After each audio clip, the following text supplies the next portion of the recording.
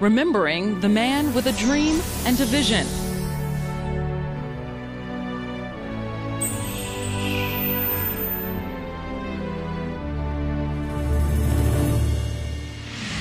A father, leader, and Nobel Peace Prize winner.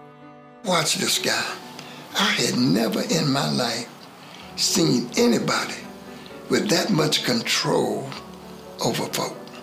I mean, he literally picked folk up out of those pews and sat them down at will. And all of a sudden, it seemed like chill bumps came all over my body. Celebrating the woman inspired to keep that historic legacy alive. A mother first, then activist. Mrs. King always had this vision in her head that there was going to be a large facility where people could come and study Dr. King's teachings. Now we must have the will to act. At the end of the day, when you do things for others, you are rich.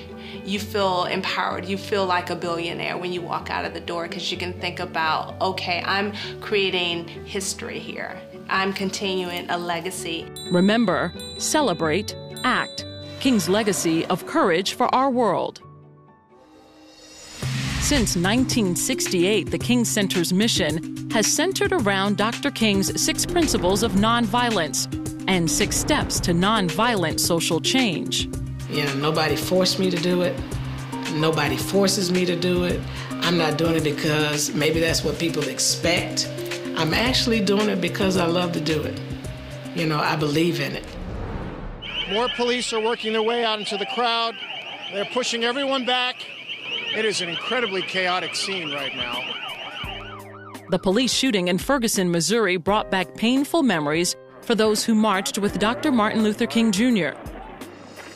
When I did see it, I really compared that particular day with March the 7th, 1965, on the Edmund Pettus Bridge in Selma, Alabama. The King Center took Nonviolence 365 to Ferguson, to a new generation. And so when this occurred, fast forward to 2014 with Ferguson, it reminded me of back in 90-something, what occurred with the Rodney King incident. And so it was a natural segue. And I knew that it was very important for us to be a part of it in some form or fashion, that we have what I believe is a prescription to addressing most social ills. We were able to go in and shine some light and take community members, police officers, educators, other professionals in the community, and actually take this light and this teaching in Nonviolence 365 and say, hey, there's a different way to deal with these issues, but it's not just a matter of this situation. You have to want to live it, because even when this dies down and we move to the next thing, how can we live nonviolence? You don't stop fighting in Kenya nonviolence, you just change your weapon.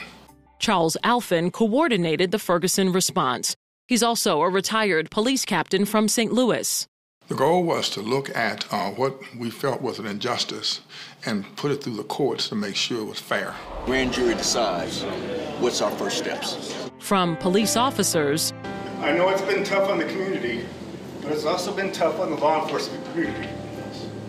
You know, I just don't want people to be judged by a uniform that they wear. To former gang members. Anything built off of something wrong, you ain't gonna never get it right. Dr. King's principles and prescription of nonviolence provoked change. We can make a difference, starting even in our own families, in our neighborhoods, our churches and whatnot. So I think one-on-one we can all make a difference. But make no mistake, Nonviolence 365 is not just about responding to a crisis. It focuses on taking Dr. King's principles and his teachings, his philosophy, the steps to nonviolent social change, and making them relevant today, and then showing people a way to live them 365 days out of the year. How can we get people to look at nonviolence and not think of it as just hitting somebody or hurting somebody physically, but to think of it in terms of how I treat myself, how I treat other people verbally, my language, what I'm looking at on the internet, how I respond on social media. Violence comes in many different forms. So when we say Nonviolence 365, we're looking at all of those forms of violence and saying, how can we shine Dr. King's teachings and his life on our lives and say we can live nonviolence 365 days a year? And then looking at the impact that we'll have across the world if we were cognizant of our language, you know, and how we treat each other in our marriages, and how teachers treat students, and how students treat teachers. So going across the board and the spectrum in all areas of our lives and applying Nonviolence 365. That's what our curriculum does. That's what our training and education is focused on. It's hard to always quantify with Nonviolence 365. We just know, number one, from the movement it works. Two, from the number of people who have come through the training whose lives have been revolutionized, like one gentleman, Charles Rachel, who's part of the Crips, and how he believes in this and how this changed his life after the riots in Los Angeles. The King Center's Now Camp helps young people embrace nonviolent solutions. Growing up as a troubled teen myself, I thought it was very important to participate because I come from a background of violence. I've been arrested for fighting. I definitely was in trouble a lot when I was in school. And so one of my missions is to give back to young people and to teach them that violence is not the way. A lot of the children now are dealing with struggles of, you know, how to deal with bullies, how to deal with peer pressure. And we use those philosophies and principles to teach them of ways that they can deal with things in their home, in school, their church, and just everyday life. So it's an innovative camp. Personal commitment. What you say now? Negotiation. This camp is the bridge between the future and our past, and normally that doesn't happen. And it's an opportunity for the students to learn something new and make it relevant to what's going on right now in towns. Campers come from other countries, like Cyprus, an island divided by conflict between Greeks and Turks.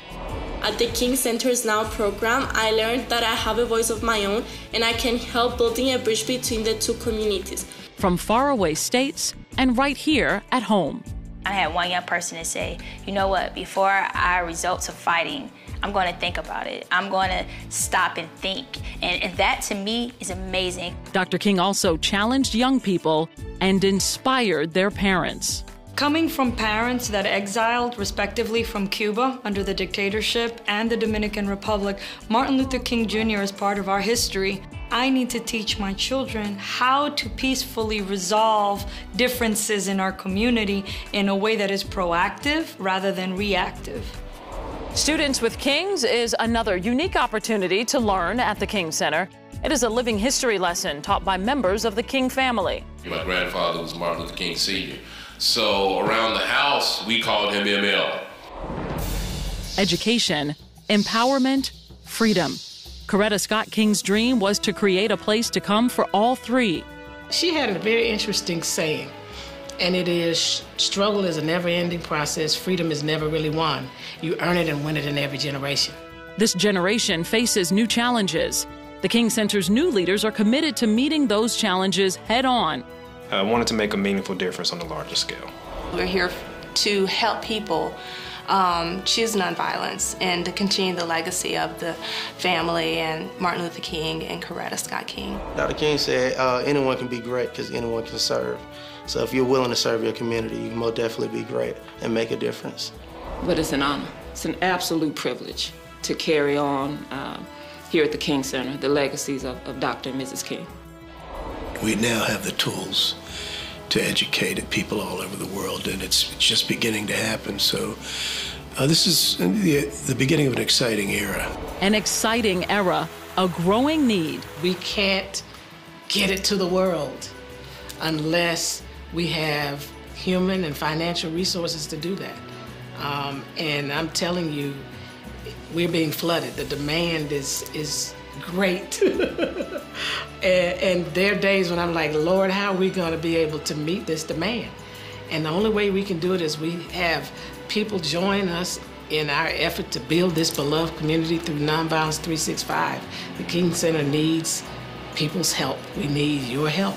And you will participate in this wonderful transformation of our world.